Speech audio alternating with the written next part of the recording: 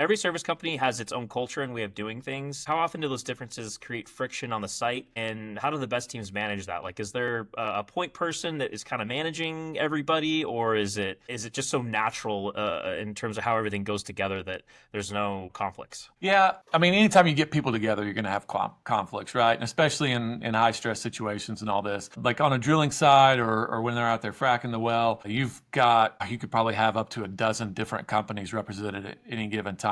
With each one of those having a different responsibility, and then B, what you were talking about, kind of also different cultures or different reputations. Now, one of the things that's kind of most important, I would say, on these locations and in kind of keeping the peace and making sure that things move forward is there is a hierarchy. There's a reporting structure that everything goes up through. Just use the drilling side, for example. You've essentially got two reporting structures on any drilling site, right? You've got what you consider your consultant or your company man. Those are the guys who are out there representing the operator. They're the ones who make quite a few decisions, whether it be from them or from the office. They are the representative out there of the operator and who's got the money and who kind of holds the purse strings, right? So they're in charge of directional, mud logging, drill bits, all of those different things. Now, on the other side of that, you've also got what you traditionally call him a tool pusher or a rig manager. That guy's responsible for the rig itself and that iron. He's also responsible for the hands that are out there. So like your drillers,